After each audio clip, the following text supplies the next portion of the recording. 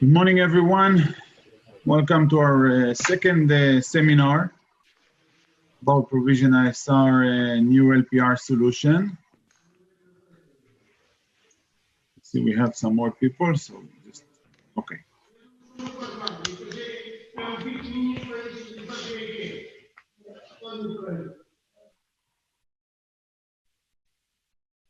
So, thank you very much for joining for today's seminar about Provision-ISR new LPR solution.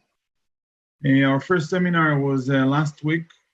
We tried to keep it on a level of commercial to understand a little bit about the different markets of LPR. And today we are going to focus more about the technical part of the LPR. We're going to do it in 4 steps. The first one, general reminder about the market of LPR. I'm going to do it real quick. A few things that we talked last time, but some of you haven't been on last time's seminar, so I'm just going to give you the general understanding about the market. The second part will be with David. He will explain you. The first thing is how to install an LPR camera. What kind of small details to understand about the height, about the distance, about the size of the car, about the different installation, whether it's gate installation or road installation. Then he's going to give you all the needs to know about how to set up an LPR camera, not how to install it, but how to set it up for daytime, for nighttime, to reach the best results. And then we're going to talk about the software itself, how to install it, how to configure it. At the end of it, of course, you will get a link to a folder that contains today's presentation that you can translate and use. Will include the recording of today's seminar, and will include the link to download the software and experience it with yourself until the official launch, which is next month. Remind you, this is a beta version for you to try and see how it works and ask the questions and suggest ideas. You're welcome to suggest any good idea. We are happy to add new features. So let's start.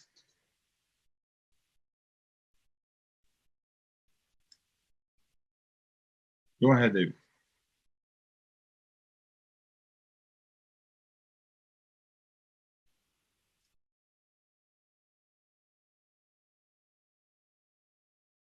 So, to talk a little bit about LPR market in general, first of all, you all need to understand whether you're a technical person, commercial person, that the market of LPR is booming right now. It's growing really fast. It's part of our world, automating world to control everything, whether it's a gate or anything else. We see it in security markets as well. LPR is a big part of automation in general. It's expected to boom really, really well in the coming years. And for Provision-ISR specifically, LPR is a key element for project market, which is a market that we are engaging more and more and more. When we talk about LPR market, we are talking about 3 main markets. The first one is the gate control market. The second one is the surveillance market. And the third one is the highway market. When we talk about gate control market, we are taking everything that involves gate, naturally. And it can be anything from a private house that today use mostly remote controls and all kind of, maybe a phone number that you need to call to open the gate using an app or something like this. We're talking about private parking lots such as residential buildings or private companies buildings or any kind of a private parking that is managed locally as well.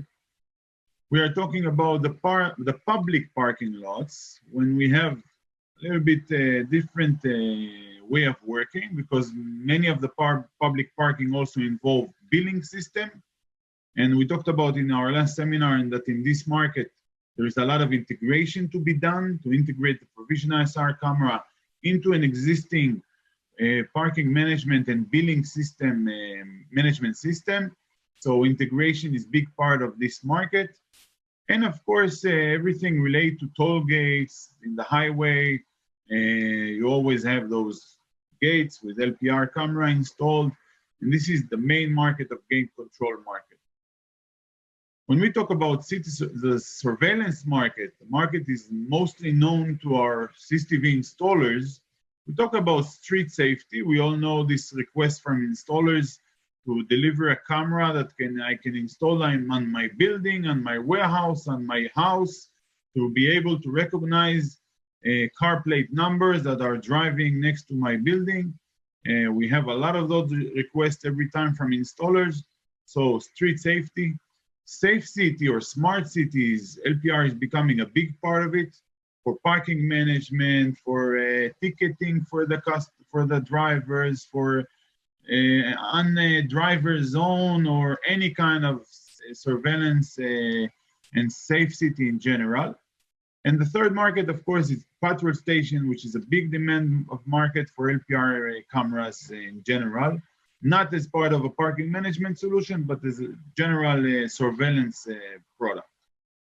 The third market is highway. Provision-ISR is not in this market. However, it exists mostly for LPR camera for more than 200 kilometers per hour, for ticketing purposes, for charging purposes, toll roads and such. Provision-ISR is not in this market. We are in the two first market, the gate market and the city surveillance market, and we are aiming for this market, working on features for this market. We believe this is most of your market, and when we check LPR market in general, especially in the years to come, the two markets are the biggest share of the market. This is the market we want to be. When we talk about the solution the Provision-ISR is offering, so Provision-ISR is offering a solution for an LPR needs in general, which involves two parts, the hardware and the software. So the hardware, we have two models for LPR cameras. Both of them are 2 megapixel, which is the known resolution in this market. At the moment, it hasn't been rising to 4 or 8 megapixel because there's no need for it.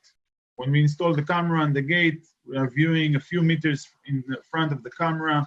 There's no need for a higher resolution than 2 megapixel. There's no need to pay more money on this. The solution is perfect with a 2 megapixel camera. If we look at some of the features, so the first thing we can see that the LPR camera is for a speed of up to 70 kilometers per hour. For gates, naturally, it's much more than enough. For street view, 70 kilometers an hour should be enough. And the LPR camera is quite fast in recognition. It can recognize 2 plates per second. And like I said, we have two different models. David will talk about the different models and when do we choose each one of those models according to the installation. So far, we've finished integrations and analytics for more than 50 countries around the world. So rest assured, if we talk about most of you are from Europe. So in Europe, definitely we have finished all of Europe so people can drive between countries. Provision-ISR cameras will recognize it automatically. We also had analytics that know how to ignore irrelevant characters that come from different signs on the cars, on the trucks, in the street, and so on. All kind of labels of phone numbers and such. The accuracy of the camera, you also played with it yourself, so I hope you managed to understand by now how well it is performed. We will talk today about night time and the daytime and how to set up the camera to reach the best result, and you will see that it's doable. One of the things that we learned that it's crucial in the LPR market is to have an SD card on the camera. Especially for our purpose, together with the management software for parking management and the camera to be able to stand alone by itself, we decided to add SD card camera as a built-in product inside all the LPR camera because it's a must for any LPR installation. Artificial intelligence and software, which is part of it. At this point, David, I think this is the point I will give it on to you. Am I right? Next slide. Yes, there is a beautiful BMW. This is my part. Very well. So from this point, I'm giving it over to our professional LPR guy, David. You know him, some of you. He's giving most of our seminars. And he will talk with you about installation requirements, and how to set up the camera, and how to install and set up the software to manage the partners. Let's enjoy. Thank you, Amnon. Okay, hello everyone. Some of you know me, some of you don't. I'm working for the technical department here. So now we're gonna start. Start the part where we talk about the technical issues about the LPR camera. So any kind of camera that uses AI technology, the AI itself is not enough. A very important part of the of making all of it possible, okay, all of the recognition possible, is the installation. So there are some rules we need to follow. This example that we see here, this is the actual height of the frame. This is what the camera is actually capturing. Okay, this is the scene. And this is the car. This is our example. Our target, when we talk about LPR cameras, then the target is the license plate itself. This is the target in our case. The rules we need to follow is as follows: that the target height, meaning the height of the license plate, will be more than 10% of the scene. Okay, it should have some sort of a size in order to allow the camera to capture it. So it should be between 10 and 50%. Okay, the target height, the height of the plate itself, should be more than 10% of the scene and less than 50%. So it's not too big, so the camera won't be able to capture it. The overall target size, the entire size of the license plate, should be more than 6%, of course, because below it will be very, very small and difficult for the camera to read, but less than 50%, same as the height. Okay, so if it's too big, if the license plate is too big, then the camera will have difficulties on recognizing the characters. Here we can see examples for the same thing. So in this case, we have a plate recognized on the 50% size of the screen. Here we can see that it is too far. It's 3.4%. This is also too far. And here we're starting to be on the limit, 6.3. So it's going to recognize 14% and 24%, which is better. When we talk about the installation, our camera has the ability to recognize license plates, even if they have a small tilting angle, 1, 2, 3, 4 degrees of angle, until a maximum of 5. So we can see it like this. This is the camera, this is the license plate in 0 angle, very straight. This is how the plate will be a little bit, when it has a little bit more tilt. And this is the 5%. This is the maximum for the camera to recognize. Now, on our actual tests, we noticed that the camera can recognize when the tilt angle is more than 5 degrees. Okay, it has the ability, but it will lower the percentage of recognition. Okay, so it is better to keep on that rule. If there is no possibility to do it otherwise, then know that the camera can recognize in deeper tilt angles, but it's not ideal.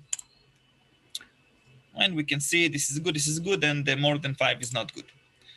Of course, we shouldn't have an obstruction between the camera to the license plate. We need to have a clear view. It's okay, very clear why. And something that we might not notice on our bare eyes, but it's very important for the camera to recognize, we should have a very clear focus. Okay, I don't know if you can see it on the small photo, but here we can see that the picture is not very focused. Here it's very focused, and this is a crucial part on allowing the camera to recognize the characters. Sorry, Dudi, I have one addition. When it comes to focus, all the LPR cameras are MVF. It means that it's motorized autofocus. It will focus automatically. But in some scenes, you need to make sure that you focus the camera where the vehicle is going to stand, because you can focus the camera very near and then further away it will be out of focus, and that's where where you want to capture the license plate.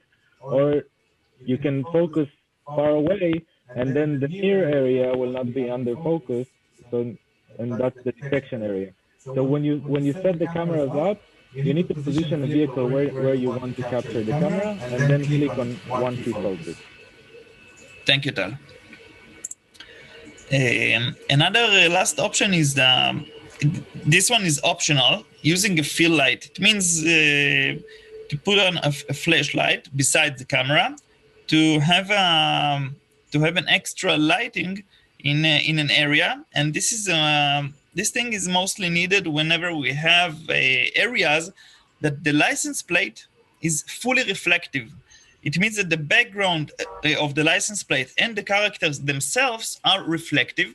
So if we will use only the IR of the camera, we will get it's called overexposure. Basically, we will see that the plate is white and the camera won't be able to recognize the characters. So if you have, it's very rare, but if the license plate is fully reflective, using the fill light might help the camera to recognize the characters better.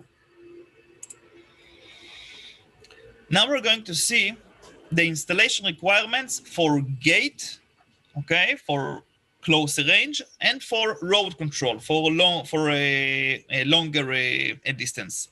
So usually the gate installation is done in a low height, okay, 1.2, 1.5 meters. It's not written in stone, but you should keep those parameters. We can see that the license plate proportion, like before, we should keep the proportion to be between 6 to 50% of the total frame of the image. It gives us a lot of room to play. Okay, between 6 and 50%, there is a lot of diversity. The pan angle, okay, meaning the camera to be turned right and left, it should be kept between 15 degrees and 25 degrees. Why not 0? I mean, it's pretty obvious that in 0, when the camera looks straight forward into the car, it will clearly recognize the plate. But in lower installations, it's not possible because the camera will be on the same height as the car. So it cannot be 0 degrees, it must be a little bit more. So the car don't crash into the camera. The tilt angle is between 15 to 25 degrees. 1 degree more, 1 degree less, doesn't really matter, but you should keep those parameters. So we can see here a visual graph of what we just talked about. The height is between 1.2 to 1.5. The recognition distance is between 1.5 to 3 meters. Of course that it will recognize much more than that, but usually when a car is approaching a camera near a gate, then the recognition will take place in between 1.5 to 3 meters. 4 or 5 meters, it's also possible. Those are the ideal demands. This one is the deceleration zone. It means that we should have the car in this distance from the camera when the car is decelerating. Okay, in other words, when the car is not driving very fast. Street monitoring or road control, this is the other way to install a camera. In this case, we can install the camera a little bit higher, between 4 to 6 meters, just like in junctions or different roads. We can see that in this case, this is an example from one of our colleagues. I believe it is Norway. We can see that the angle of the installation of the camera, we can see that the plate size is between 6 to 50%. In this case, it looks like a 10. Really, the parameters are still the same, of course. It's the same camera. The pan angle in this case can be 0, of course, because the camera is way higher than the vehicle itself. The tilt angle stays the same between 15 to 25%. Those are the key parameters to keep in order to help for a healthy recognition. And we can see the visual graph for that one. Of course, the height is changed between 4 to 6 meters. we can see a direct contact, direct line between the camera and the car, and the recognition distance in this case will be 15 to 30 meters. I will just add that when we are installing a camera in street monitoring mode, okay, higher and longer distance, we should use the camera that has 7 to 22 millimeters, okay, the MVF2. And why? Because that it has the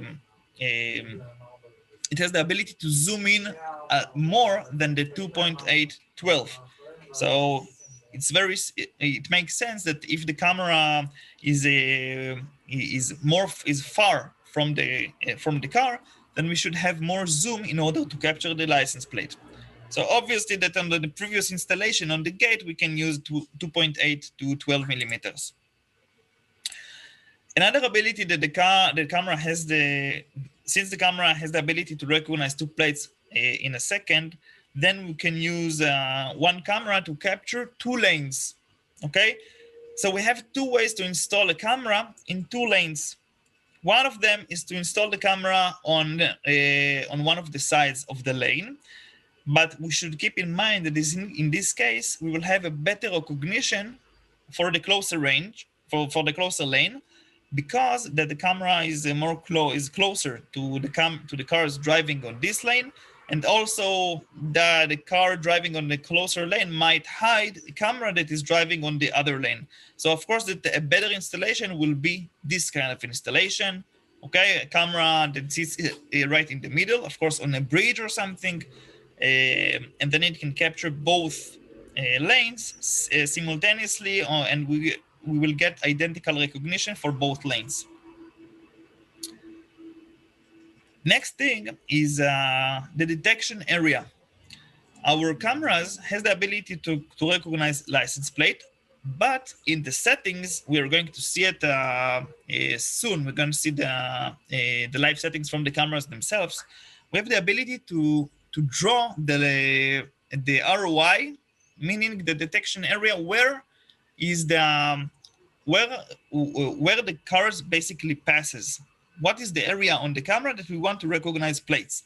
So in this kind of an installation for gate control, okay, for gate control, we will draw the ROI in a level that will capture the cars that are approaching the camera, that are entering the parking lot, but we don't want to capture parking vehicles. So we will try to draw the line right in a way that it will capture the entrance, the cars that are entering the parking lot, but not the cars that are outside, okay? The cars that are passing by, or the cars that are parking on the sideways.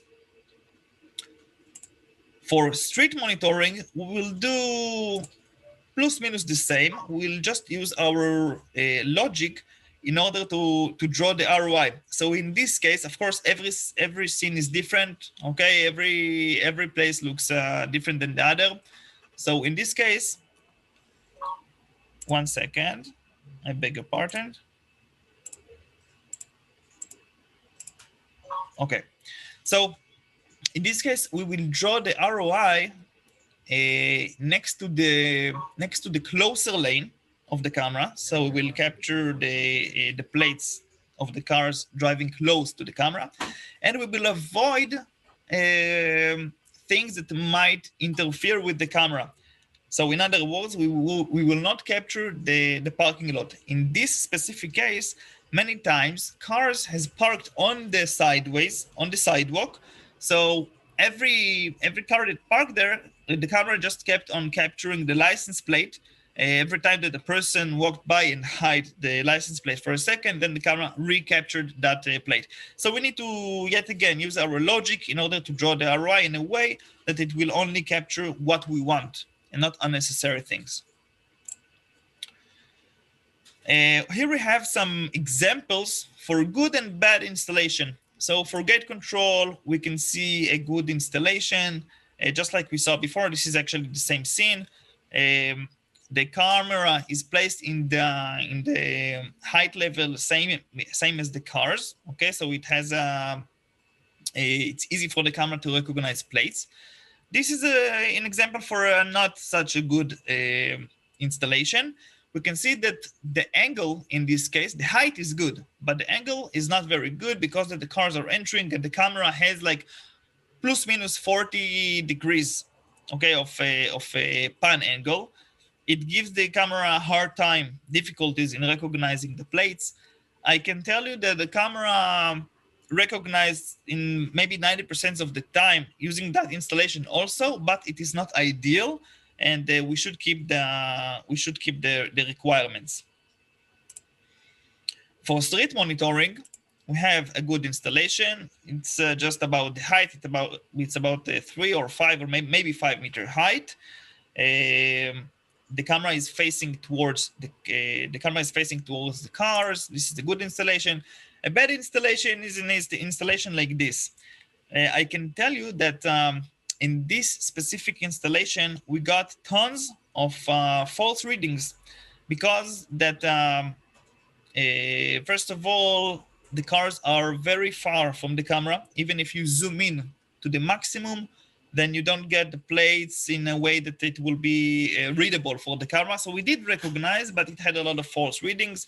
And since we have a lot of parking vehicles, and it is almost impossible to draw the ROI in a way that it will capture only the moving vehicles, then also we got a lot of captures from the parking vehicles. And we can see here that there is a parking vehicle right in the path of the moving vehicle.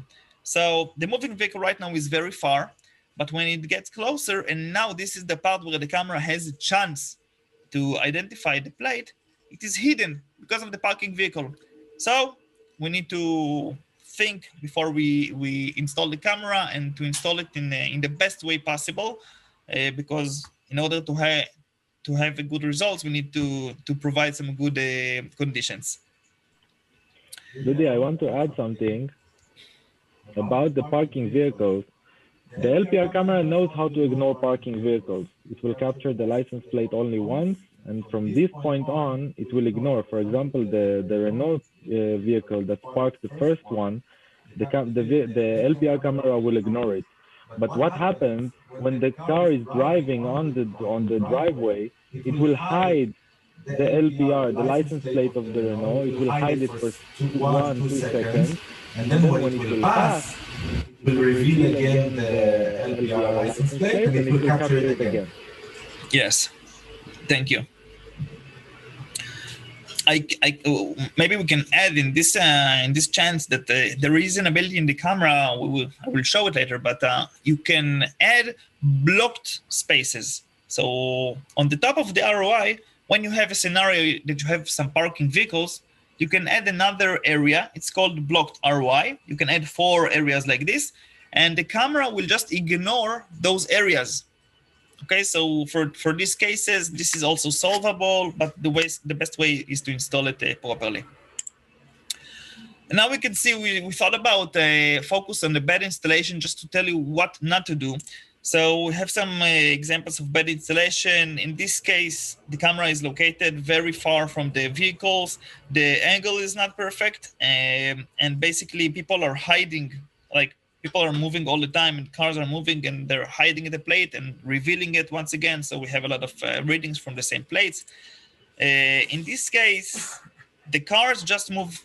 Well, it's like a highway. It's not a highway, but cars are speeding up there like 80, 90 kilometers per hour. And the camera is not supposed to capture license plate in these speeds. I can tell you that it does, but of course it's not ideal. And also the distance is pretty far from the cameras themselves. In this case, we have a very sharp angle. Okay, this is an installation from Italy, I believe. The closer lane is really it's okay, but even though the angle is pretty far, it's on the line, it's on the edge. But the farther lanes are pretty much impossible for the camera to detect because of the distance and the angle. The last example is for bad angle and long distance. In this case, the plate looks very, very small, even though that this is a tow truck, and the angle is also on the edge.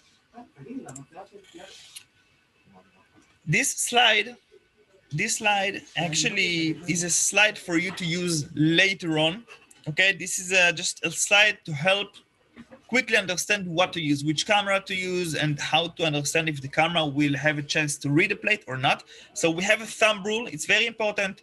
If you can read the plate, so can the camera. Okay, it's not magic. And the table. Okay, so you have here a couple of a commonly used size for a license plate all around the world. So we have a standard US size, standard European size, some more plates that are more ideal with usually motorcycles have those plates, those square plates. We have the length of the camera and the recognition distance. We consider the maximum is 26 meters and the minimum is 1.5. This table can be used later. A quick summary for what we just saw. Use general logic. The license plate can be read by a human eye. Detection area should be set to deliver the plate at its maximum size, meaning maximum 50% of the frame. This is try to reach that. Of course, between 6 and 50 will be totally fine. Size, we should meet the correct size for the license plate. And the duration, of course, even if the car is moving in 40 kilometers per hour, which is okay, but the camera is located in a place that it only allows exposure to the plate for a third of a second, it's not enough. The camera needs more than that. We should try to give the camera at least 1 second to see the license plate in order to get a good recognition. And again, we have the road surveillance, an example for a good installation for the road surveillance and a good installation for gate. Next important thing is the image settings.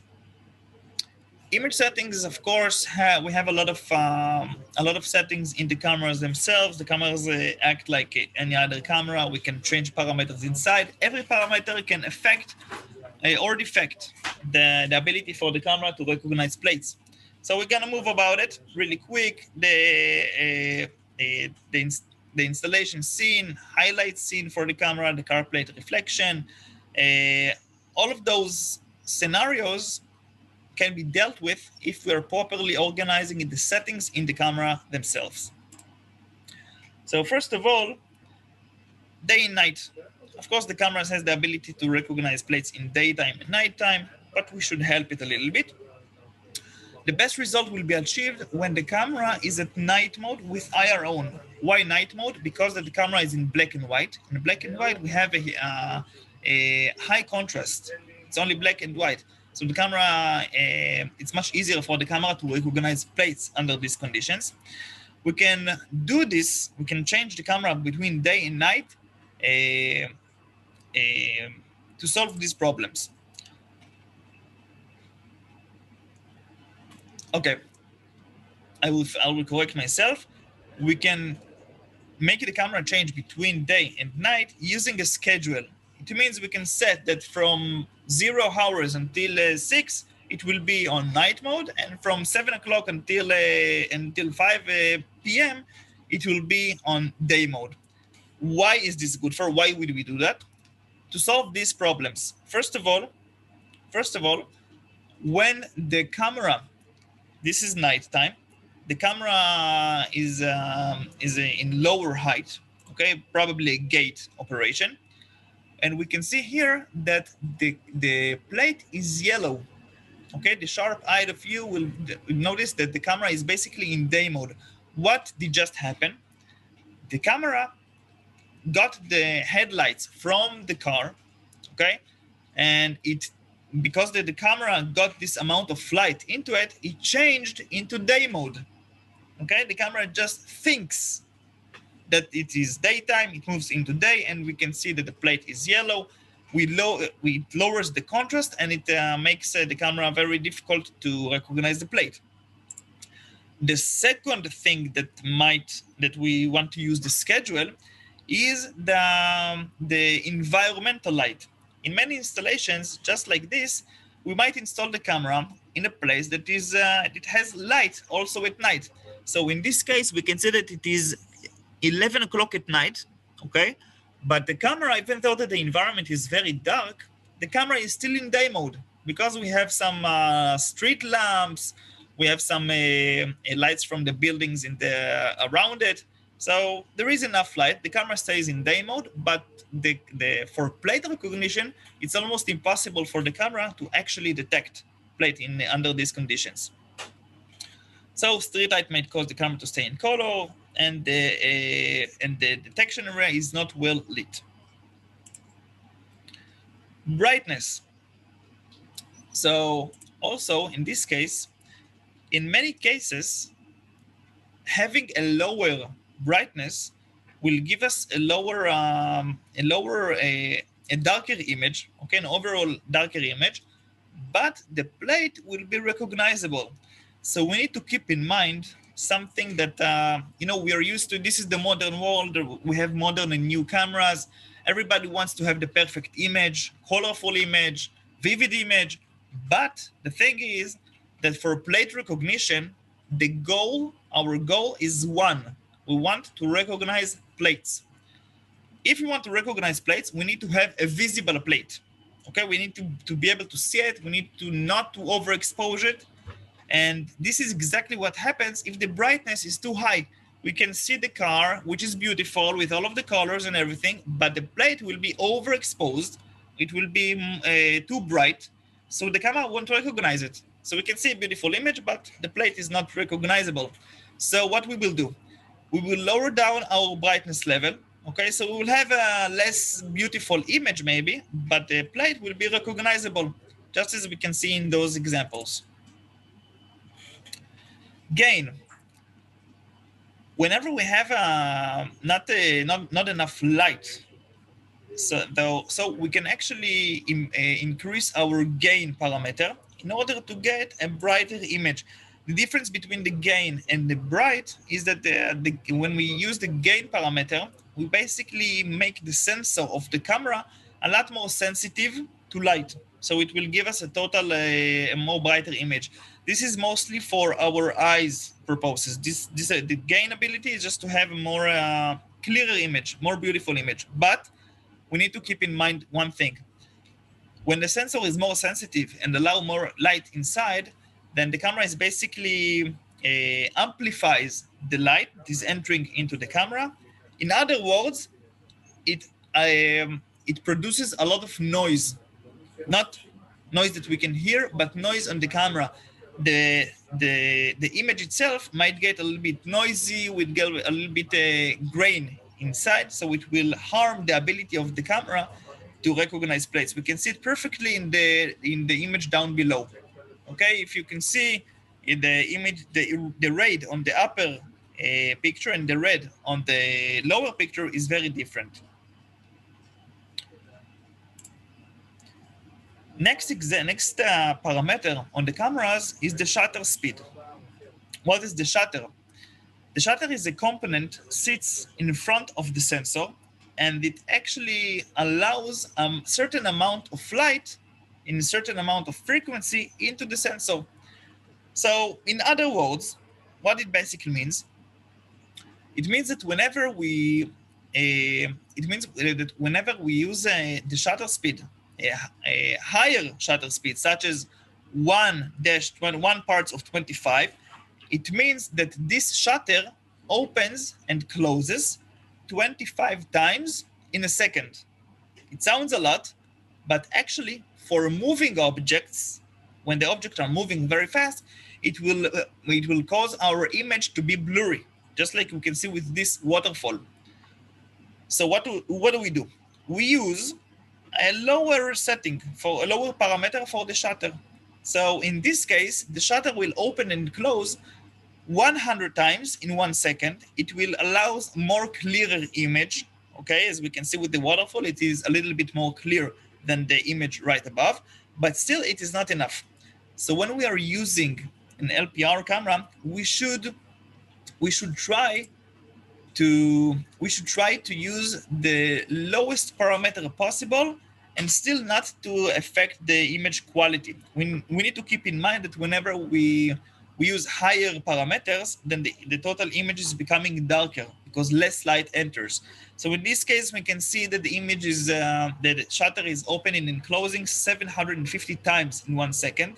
It actually gives us a more clear image, as we can see right here, which just imagine a car that is passing by 60 kilometers per hour. Just imagine the differences between this parameter in the shutter and this parameter. Okay, the image is very clear. We actually use, we're gonna see it, but we actually use even a lower parameter than one part of 750. Oh, we have here the explanation. More light enters the sensor, but fast-moving objects might appear blurry.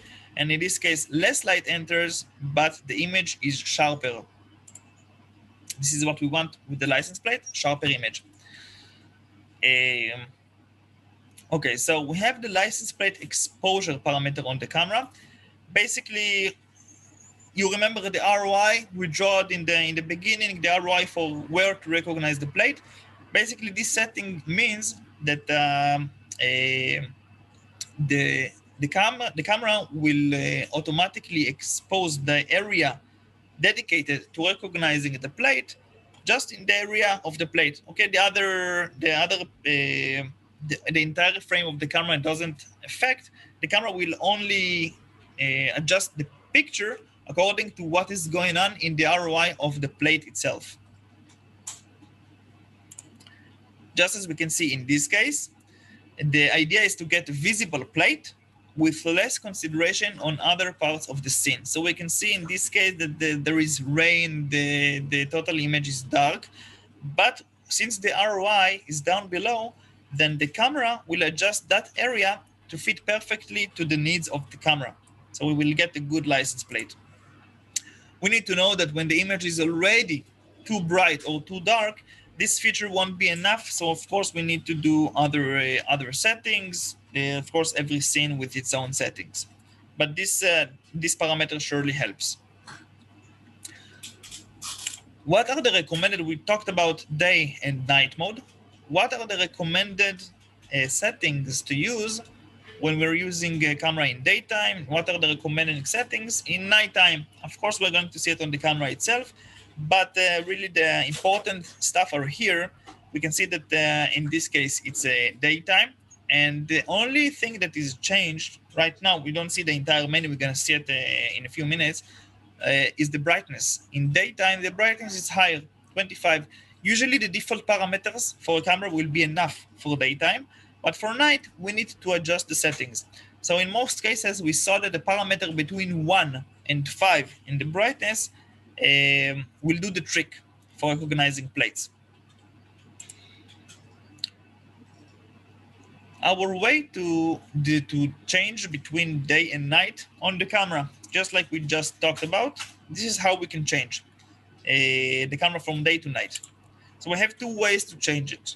First way is the automatic way. We can change. We can choose the automatic setting in the camera. So the camera will automatically change between day and night. When would we use this parameter, this setting? Whenever there is no backlight in the camera. And why? If we have a backlight on the camera and the area is has a lot of light, then the camera will stay in day mode, just like we saw in the previous example. So and of course the camera, it might not be enough for the camera to recognize plates. So we should use automatic setting if there is no backlight. So the night is actually night and is very dark. So if the total environment is very dark, the camera will change to night mode automatically. And also, this is also an example we saw before, when there is no direct headlights on the camera itself. Okay, if the headlights are directly in front of the camera, it will change the camera into day mode.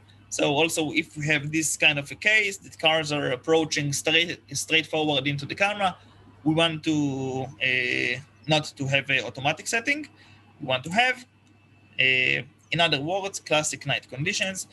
The other way for us to change between day and night is using the schedule. So it's the exact opposite of what we just did. If we do have backlight, such as street lamps, lighted area, lighted environment, fire, I don't know, something that causes a lot of light on the area, we will use a schedule.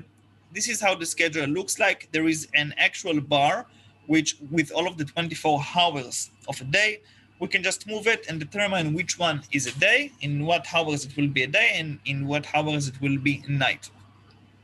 So basically, whenever we have a backlight, whenever cars are in front of the cameras, and basically any scenario that the camera won't switch automatically. So let's have a closer look on the settings themselves. For brightness, okay, for day mode, we can see, of course, we're not going to move one by one. I'm just going to touch the important stuff. First of all is the brightness, 25. Of course, this is also adjustable. It's all about the installation where the camera is installed. And we can see that the shutter right here is 1 part of 750. In my eyes, this should be the minimum. Of course, the shutter mode is automatically. It means that the camera automatically decides what shutter mode to use, but we can choose the maximum, okay, the maximum parameter for this shutter. So it won't go higher than 1 part of 750. It won't go to 1 part of 25. As we remember, with the waterfall, the image is blurry. So the maximum will be 1 part of 750 until a minimum of 1 part of 10,000, which will give us a super a clear image. And the gain limit also automatic, and the gain limit maximum will be 50. This is to keep like this. The lower the shutter setting, the worse the image will be in low light scenes. In such case, night mode is preferable. So in other words, even if we are in daytime, but we don't get recognitions and we need to use a lower shutter, we can just switch to night mode, even if we are in daytime. Next setting is for nighttime. So as we saw before, we can see that the brightness is very low. Okay, the parameter is set to 5. The result is a darker image, as we can see here, but with better plate recognition, as we can see in this case. So we can see that on the left image, the car is perfectly visible, but the plate is not. The plate is totally overexposed. We cannot see nothing. And in the right picture, I don't know if you can see it, but this is actually a truck, a big truck. The only thing that it is visible in this truck is the plate and the rear lights. So also in this case, we can see all of the parameters. Of course, that everything is, it's not written in stone. We need to play with it in order to get the best recognition. Each site in its own settings. So also here, the max shutter according to the scene. We can see this very important remark for static vehicles, cars that doesn't move very fast. You can use a higher parameter for the shutter, 1 part of 100. You can use it if the cars are not moving very fast, cars that are static. Okay, now we're going to move into the LPR, into the LPR itself. While David is talking and opening the LPR interface, I would like to add that for those of you that come mostly from the surveillance market, you need to understand that LPR market demand is a little bit different. What does it mean? The LPR market, what we need is to capture license plates. This is the main target. It's not a surveillance issue, it's an LPR target. And therefore, it's sometimes even surprising that in nighttime, the image can be black. I don't need to see the car itself. The target of the camera is to recognize the plate. And by that, opening gates or capturing any license plate and street view. If I need an overall surveillance view, I will need to add another camera next to it that will do the job of watching the overall scene. What is the color of the camera? Which direction it came from? What is the maker of the car, and so on? And the LPR camera will do only its purpose: identify the LPR license plates, the car license plates. Sorry, David, go ahead. Thank you. Okay, so this is one of the examples. Personally, I like this site very much. This is Cyprus. We have a lot of vehicles moving by. We can see to the right all of the plates. I bet you already saw those things. We're gonna go a little bit to the config, okay, to the image, the settings that we were just in, so we can see live what we talked about. So in order to get to those settings, we need to go into the image and display settings right here. Of course, we can access it from either way. Okay, so one thing to understand, moving from daytime to nighttime with the parameters we already saved into the camera is done by changing a config file. The config file is already on the camera. We can see here 3 config files: common, day, and night. Common, it means that the settings will stay the same for day and night time. In common, of course, we can also change the IR to turn on or not, and to go into the black and white or not, but it won't affect the brightness and the shutter and all of those. So we prefer to use the day settings and the night. Take a look what happens when I go into the night profile, the night config file. The brightness changes to 3. We can see that the image is immediately has a less light. Okay, it gets darker every second, and we can see it with our eyes, but the shutter has dropped into 1 parts of 750. So all of the settings that we just talked about are in here. Okay, this is the shutter, this is the gain limit, brightness. Of course, you can adjust it according to your scenario. BLC is very important in case you have vehicles that are coming towards the camera and the flashlight, the headlights are dazzling the camera. Then you can use the highlight comprehension ability. It will actually take down the effect of those lights in most cases, and will give sufficient help to the camera in order to recognize the plates. Of course, if the scene is already dark and you use the HLC, the image will just get more darker. So, of course, we need to use this according to the scene. How do we go into the schedule in order to determine when the camera will switch from day and night, or if to do it automatically? We're going to use the schedule. So we can see that in this case, it is set to timing, okay? Timing.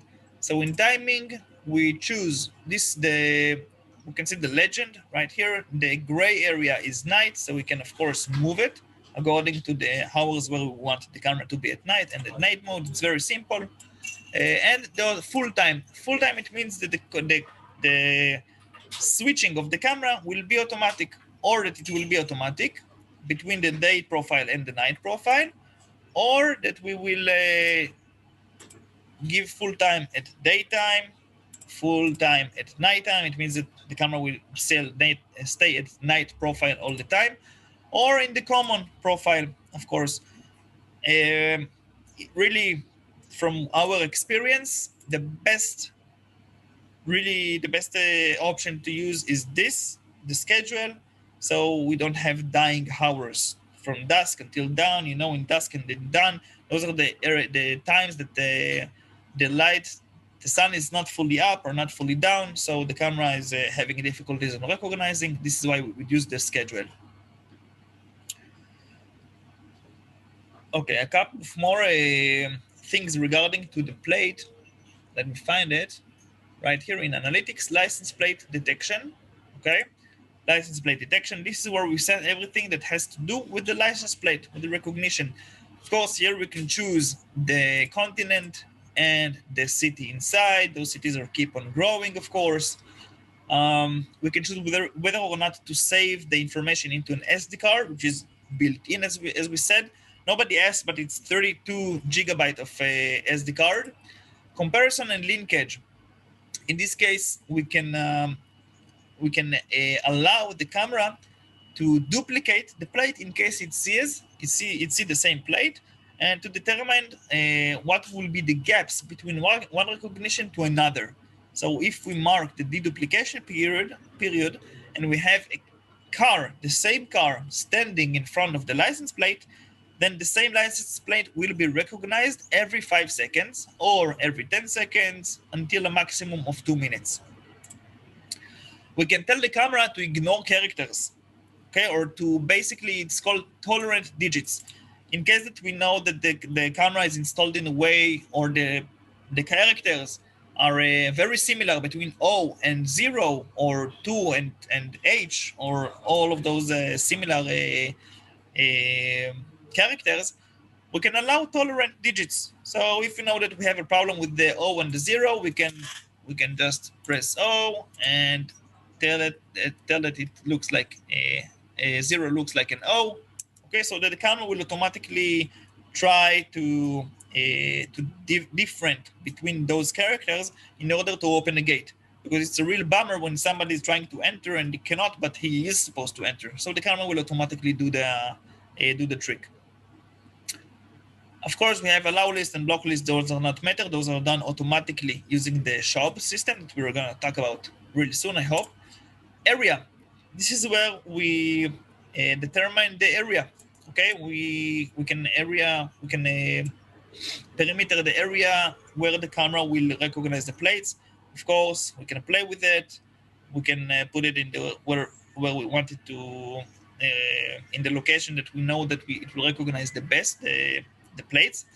We can set the minimum and the maximum size of recognition plate.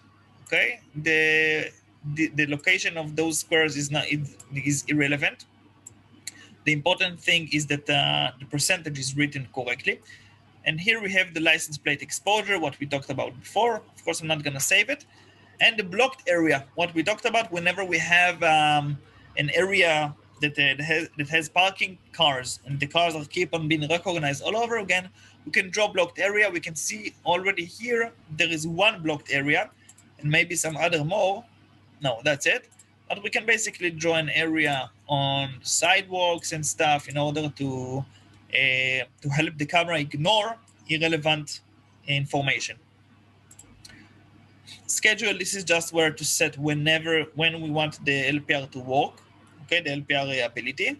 And this is the database. The database, of course, is being updated automatically according to the SHOB system. Okay, 1 second.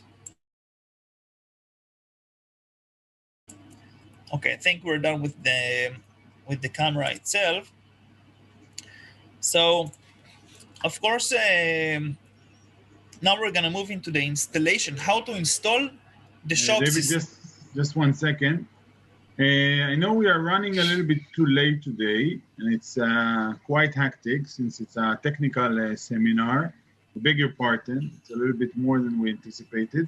We're moving to our last part, which is the parking management system, the SHOB system, which David will show you a little bit on how to install it and the basic features, how to set it up and everything. We will try to do it in about 20 to 25 minutes. If any one of you need to leave or had to reschedule a meeting, we are sorry it's ran a little bit late, but of course you will get the recording of it. David, go ahead. Thank you. Apologies for the long time.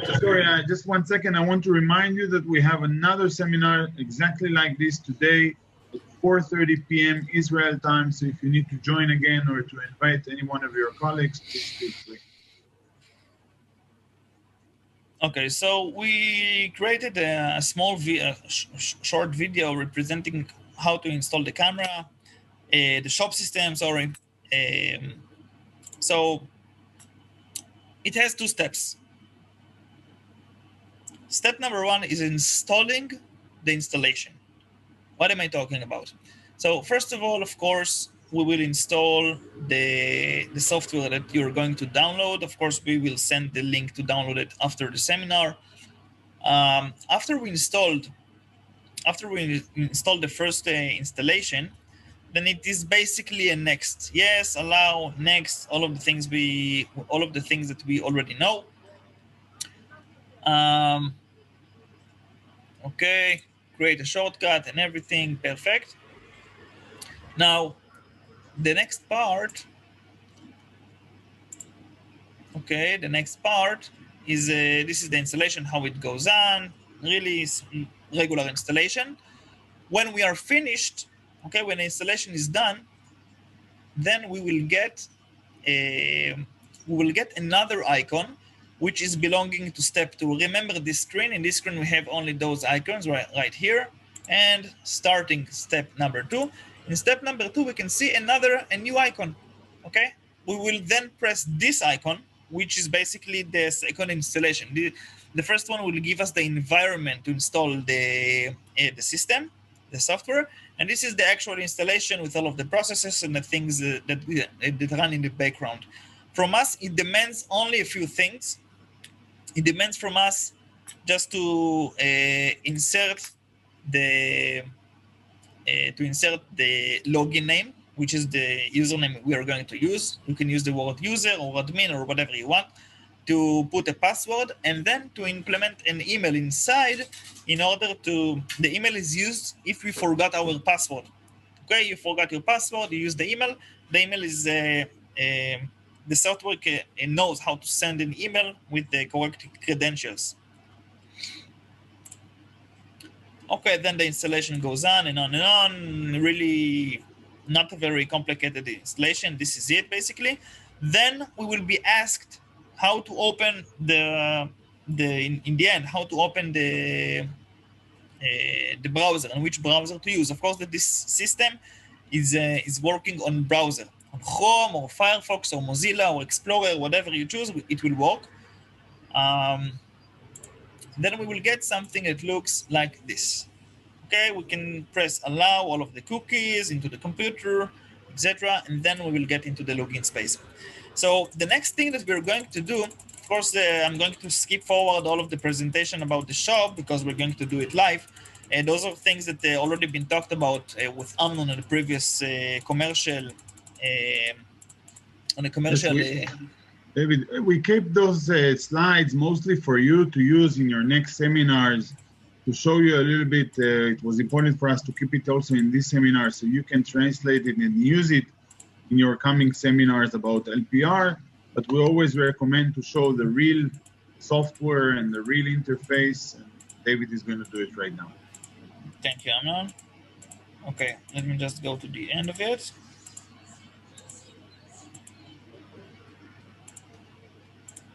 Okay, this is it.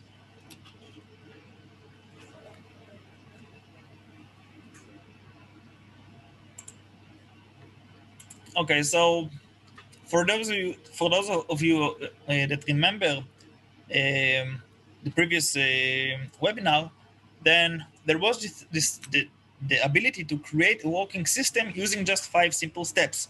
So let's do it. LPR quick setup. Those are our steps. So first of all, we need to choose a parking lot. Of course, this is a parking lot management system. In order to create it, we need to create a parking lot. Let's give it a name, a physical parking lot. So I named it already, my parking lot. Of course, you can change the name to your parking lot, whatever, doesn't matter. And we press the V button and we have the name is changed. Now we can use this parking lot. Of course, you can choose how many parking spaces are available on the parking lot. So we chose 10 to have a round number. 7, continue, we move into the company. Of course, that companies can use the parking lot. Okay, it can be a parking lot of 1 company, of 2 or 10 different companies, it doesn't matter. So, of course, we can, in this case, we chose company 1 and company 2. Those are the 2 companies that are using the SHOB system. You can create another company, later on we can show it, or change the name using the same method we just did. Okay. Save and continues and continue. In this case, we are adding an LPR camera that is physically on the site. So how do we do that? Of course, after we forwarded the ports into that camera, then we can add the camera into the SHOB system. How do we do it? Let's add an LPR camera to your parking lot. Let's give it a name. Now, the specific camera that I'm going to use is the same camera that we saw the settings on it. It has a beautiful connection. So let's call it the camera name Cyprus camera, camera IP.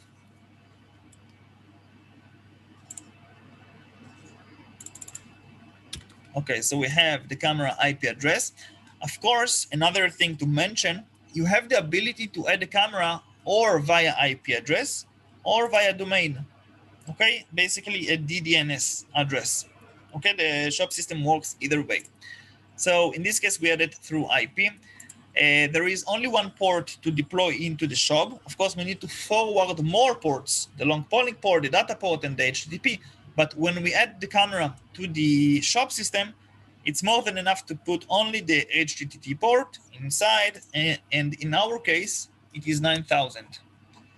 RTSP is not important. And the last things are the username, which is admin, and the password, which I cannot tell, I'm sorry. And we are putting it inside. And we can determine where is the camera located. Is it an entrance to a parking lot, an exit, or both? So let's put both and save. Usually it's very fast. As we can see right here, we can see that the heart is green. The heart is green. It means that the camera is live. Yes, immediately. We can test it if we want. We can just press the live video and make sure that.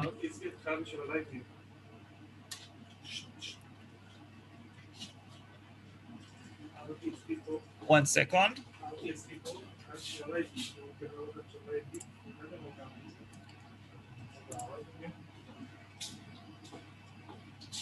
Okay, always when things are live, then they're not always working. Let me do the RTSP port. RTSP port, they told me that we need to put the RTSP port as well. So let's go into the camera for 1 second and add the RTSP port, which is 9003. So moving back into our platform, into the camera, into the RTSP port 9003. Save changes. Okay. Yes, the engineer was correct. Thank you. Okay, perfect. So now we can see a live video from the camera. Of course, in order to do that, I'm going to mention it again. We need to put the RTSP port as well into the camera. Okay, next. So now we have a camera, we have a parking lot, and we have a company. We are moving to the next step.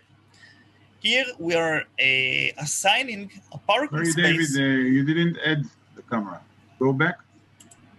You need to choose the camera itself. Select. No, this is only to delete it. Okay. Okay, so parking space. Usually I'm wrong, but not in this case. So parking spaces. We already added 10 parking spaces into the parking lot. So what are we doing here? This is where we assign a parking space that we already added to the parking lot, the physical parking lot. Now we assigned parking spaces to the companies. So we just choose how many parking spaces belong to company number 1, how many parking spaces belong to company number 2. So in this case, let's give company number 1 5 parking spaces, and we press save. We can see here all of those parking spaces. Okay, total parkings 5, occupied parkings none, and available parkings, of course, 5. Next step is to add some authorized cars. Where do we add the authorized cars? Basically, we add them here on our platform, but the cars are being added into the camera itself, into the camera's database. Forgot the word. So this step is something that we are doing after we finish. Okay, finish. We are done. Go to main page. Now in this case, now we want to add some authorized cars before we move into the monitoring and control. Let's add an authorized. Just one thing, David, for all of you. I know David talked about parking lot and companies and such, but of course that every one of those terminology can also be used for residential houses, for that matter. A company can be a family name. A parking lot, we're not using it as a parking lot, but just parking in our house or anything of that sort. Thank you, Amnon. Okay, so let's authorize a car. Yes, Pedro. May I ask something? Good morning, David. Guten Morgen. Tell me one thing. One thing. For the parking lot software, can we give any information for those who are going to enter the park? If how many cars are inside, how many vacant parking lots are or not? Yes, this is a part of the webinar. You're gonna see it in a second, Okay, sorry. maybe 2 seconds. Sorry. No problem. Okay, so first of all, as you see, I jumped a little. I jumped for a second into the camera itself. Let's see the database of the camera. We have here 2 vehicles. Okay, 1 to 8 and 1 to 6. 2 vehicles in the database. We're going to move back into the authorized cars in the SHOB system. Authorized car. We choose the company. We choose the parking group. We haven't really talked about the parking group. I'm gonna talk about it actually maybe now. This is the time. So every company every company has the ability to create parking groups for itself. What is this good for?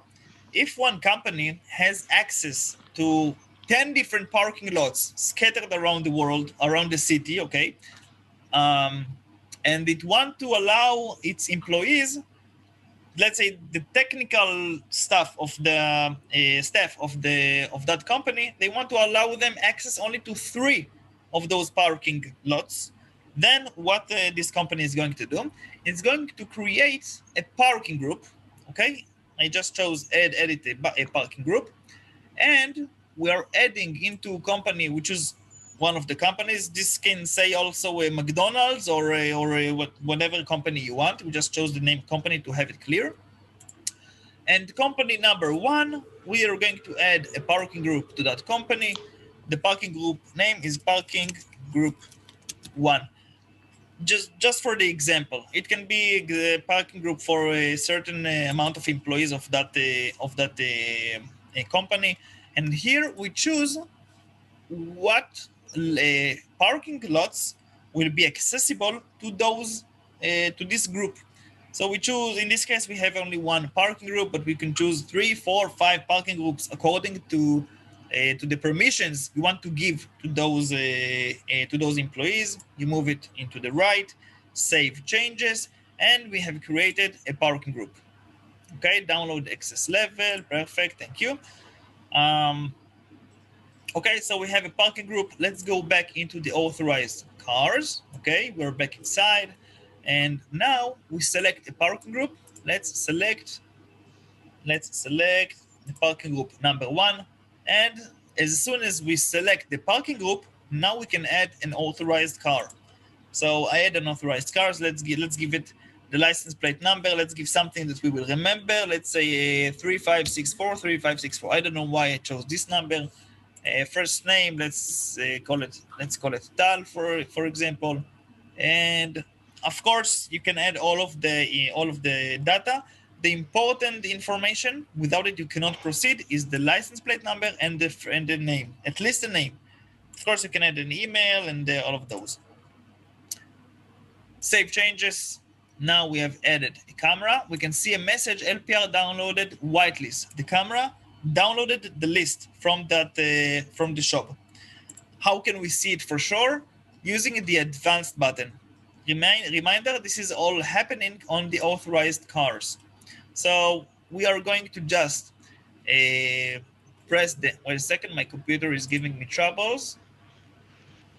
Okay, so we're pressing the advanced button. We can see the license plate status button, which will help us realize which plates are inside the camera and which plates are not. So I'm pressing this button. We can see a V next to TAL, next to the license plate we entered.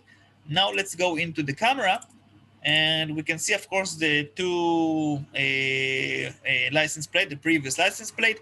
Once we press search, we can see another license plate, 3564, the exact number that we just chose. Okay, so basically from that point, in other words, when we have the SHOB system on our computer, it's enough that the camera already downloaded the information. Then the computer doesn't have to be always on. Okay, it can be turned off, but of course, not for always. It needs to update every once in a while. Okay, so we see that the license plate is inside the camera. Everything is good. Of course, that from this menu from the authorized cars, we can also add companies. Okay, if you want to add a company into your organization, to your parking lot management, you can add it from here as well. Okay, and when we have the list down below, when we have added authorized cars, and we want to authorize that car to allow it to put it into the camera, if it doesn't synchronize automatically, we can use this button, authorized parking lots, and it will basically move the license plate into the database of the camera. We can also use the authorized all button. Instead of doing it one by one, we can use authorize all, and all of those license plates will be synchronized into the database of the camera. Okay, now we're going to go step back into the monitoring and control. Hopefully, yes, this is Cyprus. We have a lot of recognitions. All of the recognitions we can see here, about 7 pages, 10 results for each page, about 70, 80 results have been added in the last 10 minutes. So let's see a couple of the things that we can do, that we can see from here. First of all, we can choose the date from when until when we want to have results.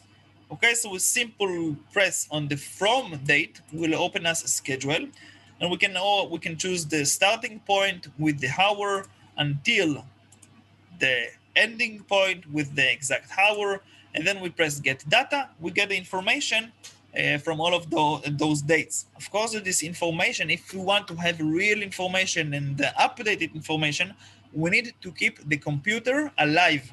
Okay, not to turn off the computer, because then we will have gaps of missing information. Of course, that I'm going to talk about it really soon. The camera, we have the ability to get missing information from the camera. If the camera was offline, or the system, the SHOB was offline for hour, 2 hours a day, then we can press a button and get that missing information. I'm going to show it really soon. Second ability is to open the filter. Basically, when we open the filter, we can filter out almost every one of the parameters according to what we want. So we can filter by a license plate. For example, let's press number 1 and number 3 and number 4. Let's press enter. Wait a second. This is the license plate.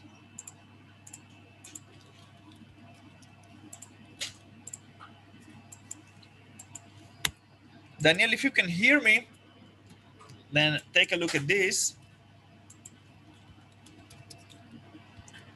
Okay, never mind. We'll skip we'll skip that for now. We have a couple of actions that we can perform from this screen alone.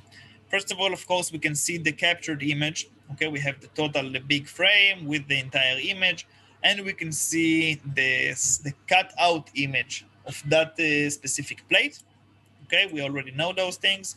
And under options, we can do 2 things. One of them is to open the live video of the camera. The second thing, of course, from here, we can open a gate. And the other option that we have is to open a gate. So if we want to manually operate the gate and open it, we can do it straight from here. Okay, selecting headers, we can choose what and what not to show, okay, on the screen itself, and we can refresh. If there is something wrong with the service, something is not working right, we can refresh the entire system and really to see it. Now, Pedro, you asked the question about how to see how many people are inside, how many has exited, all of those. Overview and control. In overview and control, we have a couple of interesting things. First of all, we can see how many parkings are available in this company. Okay, if we choose another company, we will see the available numbers for that company. We can see how many occupied parkings are inside and how many available parkings. Now, in case that somebody has entered into the parking without the camera knowing, for example, if somebody opened manually the gate for his friend, or I don't know, things happen. Then from this case, from this menu, also we can add manually a license plate, a car into the system. It will occupy a place, of course, and we can do the opposite. We can remove a car from the parking. Okay, in case that the car has exited and the camera didn't catch it and somebody opened the gate, or I don't know. So we can do it manually as well. From here, overview and control. Okay, David, I saw that information, but it was not what I was asking. I want to know if you can send that information, that total percentage that we have in that small square, to a monitor or something outside the entrance. I see what you're asking. Sorry, Pedro, again. I want to make it clear a little bit. The monitoring control page is basically for any kind of control room or for the... Yes, I understand that. But is there any way to send that information, to give that small information to one who's going to enter, so we can knows if the space is full or not? We are working now. Some of our coming features are notification in general. Okay. Notification when your visitor came in, your notification when your parking is full, notification, all kinds of notification. This is in our second coming version, to alert you as the owner or some of your employees about who came in, what time they came in, the parking is full, problems in the parking in general. Okay, thank you. What I would like to say, the difference, this is for all of you, monitoring and control page is basically for the ones that control the software, whether it's an operator, secretary in the company, the front desk, or any of such thing.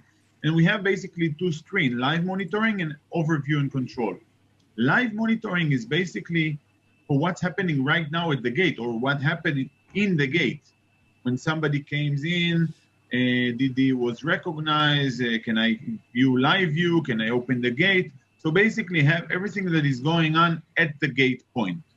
Overview and control is what's going on right now in the parking lot. Who is inside, how many spaces I have, if somebody is not allowed to be there, can I add him?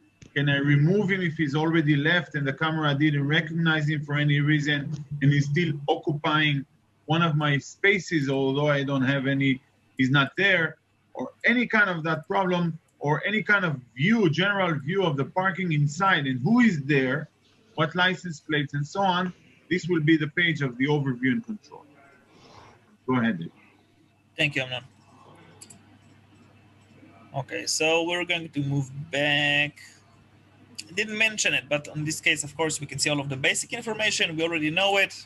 Figured why to take the time on this, but the driver name, camera name, everything. Of course, also we have the icons, the different icons. We should know them by now. Those cars are, of course, unauthorized cars, meaning unrecognized cars, of course, because those are cars that are moving on the street, so we don't know them. But once we have a recognized vehicle, okay, the vehicle which is on the database, the icon will be different. Authorized vehicle or parking full or any one of the other icons. Okay, one thing I wanted to, okay, LPR cameras. Next section. This is, of course, we remember it from the quick setup. Okay, this is just a way to access to the same page from manually, not from the quick setup. So of course we can add a camera from here, just like we done before. But really the important thing that I wanted to show you from here is the ability to restore events and to replace the camera. So let's say that there was our switch has failed. A mouse ate the cable, the Ethernet cable. So the camera was offline, but it kept on working. The database is on the camera, so it doesn't have to be connected to the SHOB all the time. The camera was working and capturing license plates and everything, but we were offline for 5 hours, 10 hours. What are we going to do? We can wait until the connection is back alive, or of course fix the problem. After the camera is back alive, we press the Restore Events button, and all of the data that was gathering on the SD card will be drawn into the SHOB system. So we will get all of those information, okay, right back, even if we didn't have it. Okay, the system basically draws all of the information from the SD card of the camera, and then we have the ability to get a date from a previous date if that date was missing but was existing on the camera. The other thing that we thought of is how to replace a camera. For some reason, we want to replace our camera. The only thing that we need to do is to give the new camera the same information as with the old camera. Same IP address, same port, same username, same password. Then we can just replace camera. So automatically all of the information will be taken from the camera and all of the settings will be thrown into the new camera. Okay, this is a quick way to replace a camera. Okay.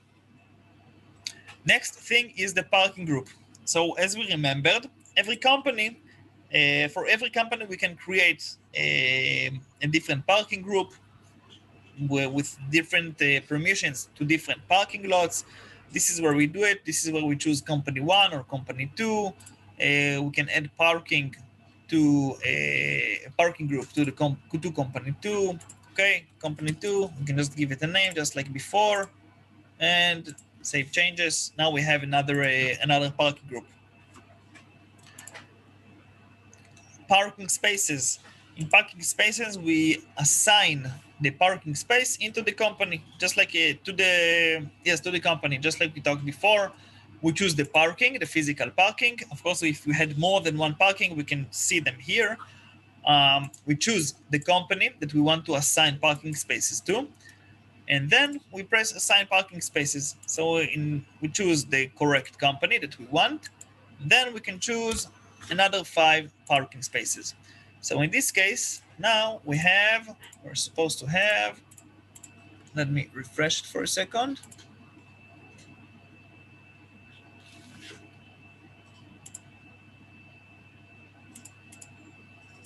Okay, very good. We have now company 1 with the parking spaces we already saw before, and company 2 with the newly added parking spaces which I just added.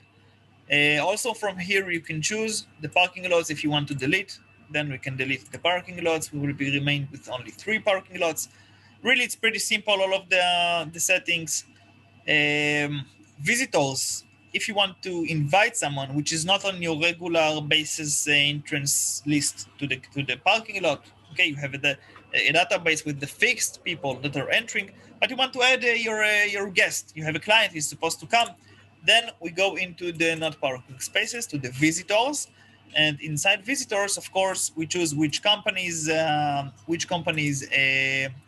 a visitor.